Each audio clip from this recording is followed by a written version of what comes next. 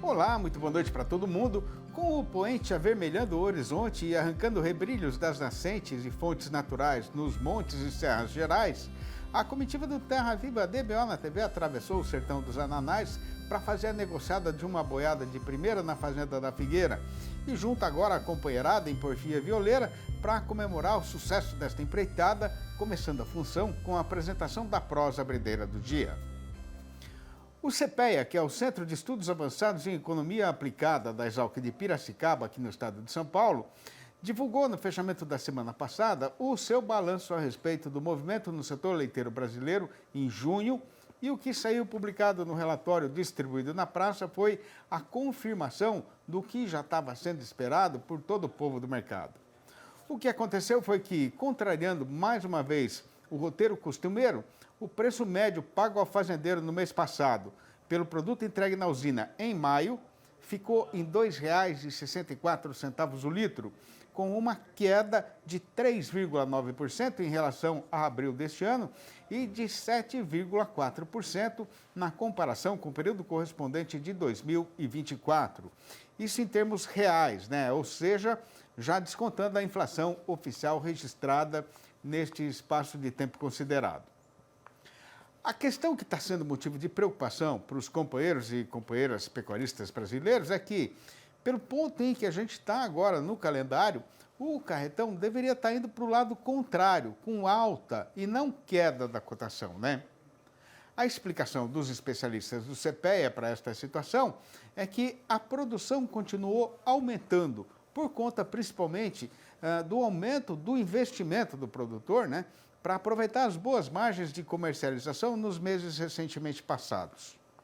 O resultado foi que o volume de leite recebido e processado pelos laticínios brasileiros subiu de novo de abril para maio, agora com uma alta de 1,1%. Já o custo de produção na fazenda registrou um tombo bem ligeiro de 0,7%, isso depois de ter subido por 4 meses seguidos, né? Esta redução foi resultado de uma aliviação nos preços de alguns produtos usados na alimentação da vacada, como os grãos que estavam na época da colheita. O problema é que, ao mesmo tempo, a população brasileira voltou a padecer de inapetência. E a consequência disso é que a indústria laticinista agora está tendo de enfrentar uma forte pressão baixista vinda da parte do setor atacadista, com registro aqui na Praça Paulista de quedas nos preços do UHT, que é o leite de caixinha, né, da mussarela e do leite em pó. E como tudo que está enrolado ainda pode ficar um pouco mais complicado, as importações de leite e derivados da própria indústria e dos distribuidores brasileiros voltaram a aumentar em maio, com um crescimento de 8,6%, pareando com abril, e de 18% na comparação com o mês correspondente do ano passado. Na lida e na vida tem coisa que a gente não compreende, mas é fuçando e perguntando que o caboclo aprende. Por sendo isso verdade, estando o companheiro boiadeiro ilhado aí com alguma dificuldade, é o caso então de campear uma solução consultando um especialista e participando aqui da nossa conversa com o analista. Olá a todos que nos acompanham, Pedro Gonçalves aqui. Sou engenheiro agrônomo, atuo como analista de mercado da Scott Consultoria. Estou aqui para responder uma das perguntas, né? A gente já está avançando aí no inverno praticamente. A pergunta do momento é se está valendo fazer um investimento aí na terminação intensiva a pasto nesse momento aqui no nosso país. Então, a resposta fica aí mais ou menos numa resposta de agrônomo para esse momento, né? Tudo vai depender de como está a situação dentro da propriedade, qual que é o objetivo dessa terminação intensiva, né, para esse momento, dependendo aí do vigor das pastagens. Por que que a prática é bastante importante? A gente está vendo justamente nesse momento de inverno esse questionamento sobre a utilização da prática dentro da propriedade. Nada mais é do que você utilizar uma suplementação dentro desse momento que nós estamos, para ter aí um ritmo, né, um ganho de peso dos bovinos mais acelerados, para acelerar um processo de terminação ou fazer dela mais intensiva para esse momento do ano, compensando aí alguma perda de vigor ou justamente aproveitando para o momento que a propriedade teve um bom manejo de pastagens e está aproveitando justamente o volumoso nas pastagens, tendo uma suplementação mineral para ter uma terminação nesse momento aí um pouco melhor, um ganho de peso mais acelerado para o momento. Como já falei, da questão da pastagem, depende aí de como o produtor tem a sua pastagem dentro da propriedade, como foi o manejo ao longo do ano, qual que é a disponibilidade de forragem para esse momento, se o seu vigor está em 30%, 100% da sua capacidade produtiva, tudo vai depender. Porque nesse momento que nós estamos falando, por mais que olhando para o preço aí do milho, do farelo de soja, seja um momento o melhor do ano, talvez aí, é claro que para outros insumos a gente está vendo os preços crescendo um pouco mais, comparando aí nos proteinados principalmente, mas pensando no milho como um termômetro para as diversas dietas que nós temos no nosso país, talvez esse seja o melhor momento do ano, mas no comparativo do ano passado, começa a pesar um pouco aí dentro do bolso do produtor. Mas, pensando em um segundo semestre, tendo em vista a oferta de bovinos terminados que nós estamos para esse momento, que deve ser um pouco mais enxuta, e olhando também, né, no mercado da B3, ou seja, o mercado de preços futuros para os contratos, para o pecuarista, nesse momento, nós estamos enxergando um cenário bastante positivo para o segundo semestre. Então, tudo vai depender de como está o custo dentro da propriedade do produtor. É claro que, em qualquer momento do ano, para esse cenário que nós estamos, o investimento dentro da propriedade é crucial. Você ter ali, um investimento dentro da sua pastagem ou utilizando aí o investimento para fazer melhoras e reformas dentro da sua propriedade, mas o produtor ali que não tem aquele investimento, o capital para o momento para investir em uma estrutura de confinamento, terminação intensiva, pasto, ela se torna uma ferramenta bastante útil. Mas aí a gente volta para o cenário anterior, né? Tudo depende de como está a qualidade dentro da sua propriedade. Pensando num cenário geral, em preços para o segundo semestre bastante positivos, pensando para esse momento, o cenário de investimento para essa prática, pensando aí no nosso amigo pecuarista para esse momento, é bastante positivo. Mas é claro, fica aí os outros dependes dentro da propriedade. Bom, pessoal, o que eu tinha para trazer hoje era isso. Mais uma vez, muito obrigado. Forte abraço a todos. Até a próxima. E como já é sabido, e a gente tem repetido aqui quase toda semana, esta sessão do programa só tem sentido com a parceria e a participação dos companheiros e companheiras que acompanham a nossa jornada aí na frente da televisão. Pois então, quem tiver alguma coisa para perguntar, pode ficar à vontade para mandar uma mensagem eletrônica para pauta@tvterraviva.com.br. Repetindo, pauta@tvterraviva.com.br. Ou para ligar para o nosso número de WhatsApp, que é o 11 94174 0716. De novo, 11 94174 0716. Tendo ainda um bom pedaço de estrada para chegar na freguesia da Ramada, a gente faz aqui uma parada ligeira, mas é só o tempo de catar um ingá e deixar a montaria se refrescar, e é já que o Terra Viva DBO na TV vai voltar. Aguarde. Impresso ou digital? Se você quer o melhor conteúdo para a pecuária, fique com os dois. Tenha sempre seus exemplares da DBO à disposição, no escritório, na caminhonete ou ao alcance de seus colaboradores na fazenda. DBO é fonte de conhecimento, reportagens de campo, matérias, artigos e análises de mercado. Entre lá na nossa loja no portal DBO e faça sua assinatura impressa e digital ou só digital.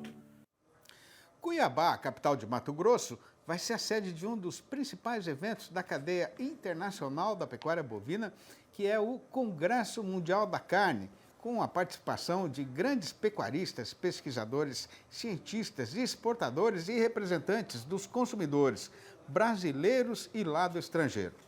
O encontro vai ser realizado no final de outubro e na lista dos temas que serão apresentados para discussão estão incluídos, entre outros, a sustentabilidade, a inovação e o futuro da nossa atividade. Pois então, para esticar uma prosa a respeito do significado desta reunião para a pecuária brasileira, a gente está tendo a satisfação de receber mais uma vez a visita internética do zootecnista Bruno de Jesus Andrade, diretor de projetos do IMAC, o Instituto Mato Grossense da Carne, uma das entidades promotoras do Congresso, que vai prosear com os companheiros e companheiras boiadeiros do país inteiro, falando ao vivo pelo computador, diretamente lá da capital mato-grossense. Boa noite, Bruno. Muito obrigado por você ter aceitado o nosso convite para essa entrevista. Seja muito bem-vindo. Eu nem preciso falar para você ficar à vontade, porque aqui você é de casa e já faz muito tempo, né? Boa noite, Bruno. Boa noite, Sidney. Boa noite a todos. Realmente é um prazer estar aqui mais uma vez conversando contigo e passando informações sobre o que a gente está fazendo. Muito obrigado. O prazer é nosso. Ô, Bruno, o que é esse...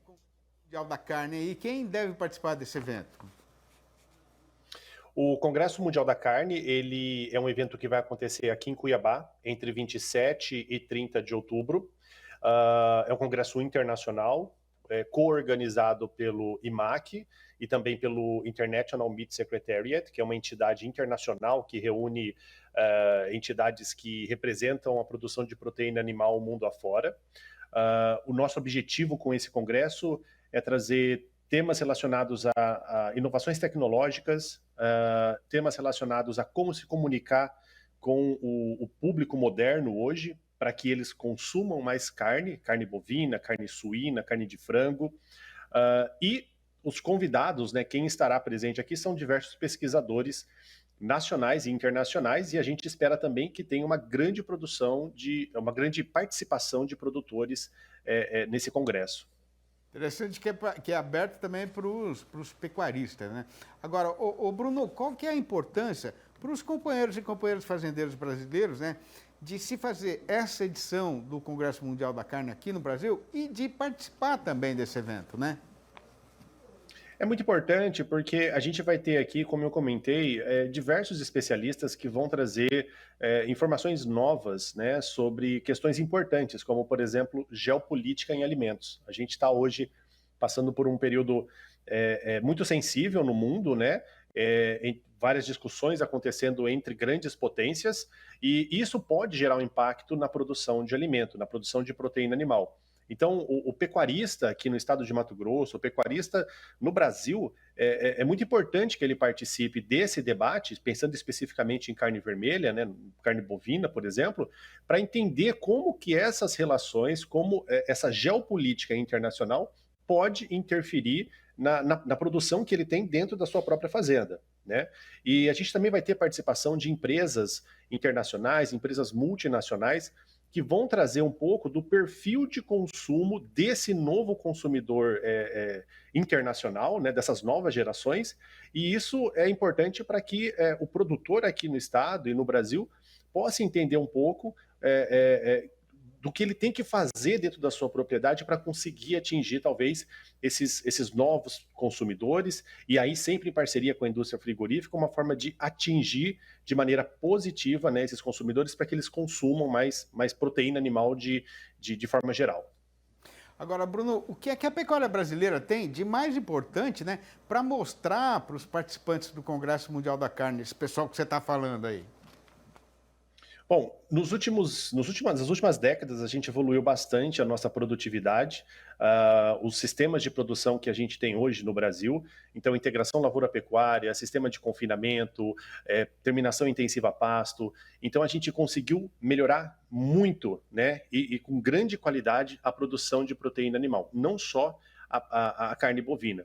E a gente tem uma oportunidade muito grande de mostrar para todo esse público que vai vir de fora, a gente espera a participação de mais de 300 pessoas de fora do Brasil, a gente tem essa oportunidade de mostrar um pouco daquilo que a gente está fazendo aqui, né, da nossa qualidade, da segurança do alimento, da sustentabilidade que a gente tem, né, para todos esses participantes. E aprender também um pouco com eles, por que não?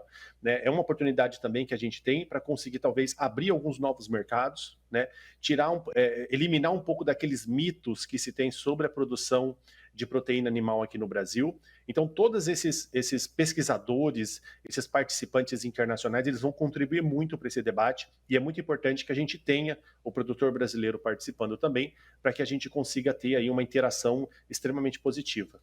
Isso é um ponto muito importante que você está falando, né? A gente está conseguindo mostrar lá no estrangeiro o quanto a pecuária brasileira está avançando e evoluindo aí. Questões como, por exemplo, a sustentabilidade, né, da nossa atividade, que é um ponto extremamente olhado e criticado lá fora.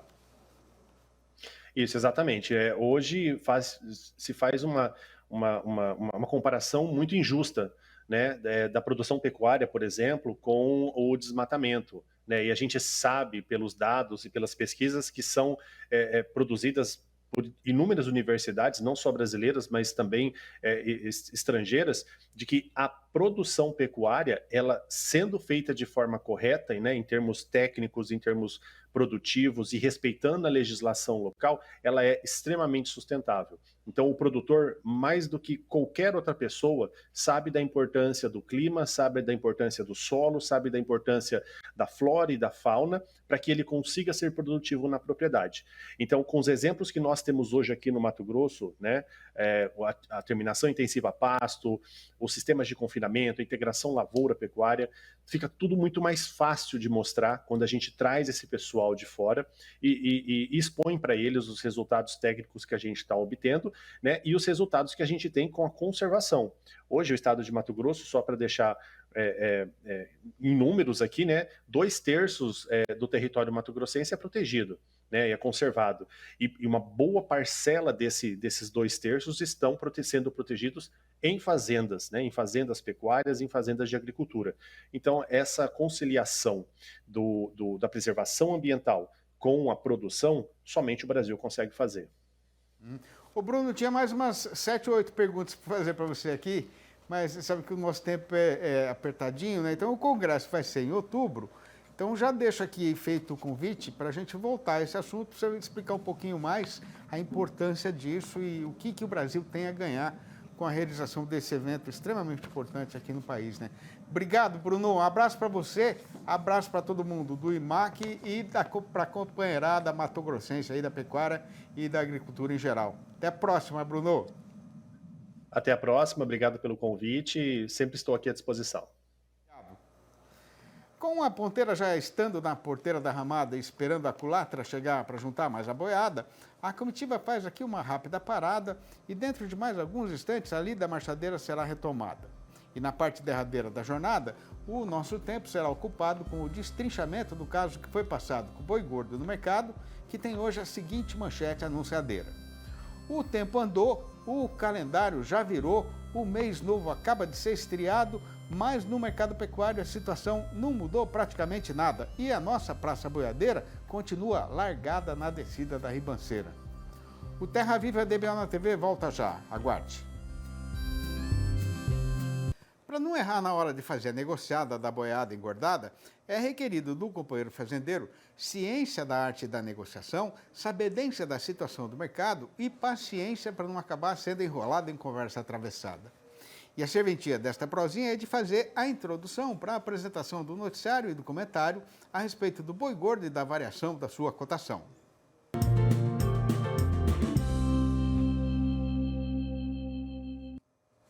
Pois o que tem para ser contado é que a virada do calendário não mudou quase nada no mercado pecuário. E no primeiro dia do mês, mais uma vez a nossa praça boiadeira cumpriu a jornada largada na descida da ribanceira. A parte principal da explicação para esta situação atual, conforme já é da sabedência geral, é a inapetência do consumidor brasileiro por motivo de falta de dinheiro. Aí o trabalhador empregado, enquanto espera o pagamento do próximo salário para poder comprar carne de novo, fica obrigado a gostar mais de arroz e feijão com ovo, né? A respeito da oferta de gado terminado no eito, é verdade verdadeira mesmo que, apesar do estado bem ruim das invernadas, ela continua diminuindo e o estoque de boiada de capim, se ainda não acabou, está muito perto do fim. Mas é justamente para horas como esta de agora que o dono do frigorífico negocia antes animais pelos já tradicionais contratos de boi a termo, que hoje estão preenchendo boa parte da programação de abate e garantindo, ao mesmo tempo, o abastecimento da freguesia e a força do comprador para continuar derrubando o preço da nossa mercadoria. Fechando a conta e tirando os 9 fora, fica agora a companheira boiadeira saberizada de que, no balanço do dia da Scott Consultoria, foram registradas mudanças nas cotações em 18 das 32 regiões acompanhadas em todo o Brasil e em todas essas praças consideradas @caiu. A lista destas derriçadas foi encabeçada pelo noroeste do Paraná, onde a queda foi geral, com o boi voltando para R$ 313 e a vaca para R$ 285, a prazo e ainda para descontar o fundo rural. Em Santa Catarina, o tombo foi só do macho, que baixou para R$ 317. No oeste do Rio Grande do Sul, o boi piorou para R$ 10,90 o quilo vivo, o que corresponde a R$ 327 por arroba, enquanto a vaca desceu para R$ 10,00 o quilo ou R$ 300,00 por arroba. Em Campo Grande, a capital de Mato Grosso do Sul, assim como em Três Lagoas, a vaca escorregou para R$ 287,00. Em Dourados, o valor máximo da fêmea agora é R$ 288,00. Em Cuiabá, capital de Mato Grosso, o boi desandou para R$ 312,00 e a vaca para R$ 285,00. No sudoeste do estado e também na região sudeste, o macho recuou igualmente para R$ 312,00. No norte mato-grossense, o boi retrocedeu para R$ 310,00. Em Goiânia, a capital do Goiás, a fêmea já não vale mais do que R$ 275,00. No sul do estado, o boi foi rebaixado para R$ 290,00. No sudeste da Rondônia, a maior oferta pelo macho é de R$ 275,00. Em Marabá, no Pará, quem está vendendo boi não está pegando mais do que R$ 290,00. No oeste do Maranhão, o comprador reduziu o valor da vaca para a mixaria de R$ 250,00.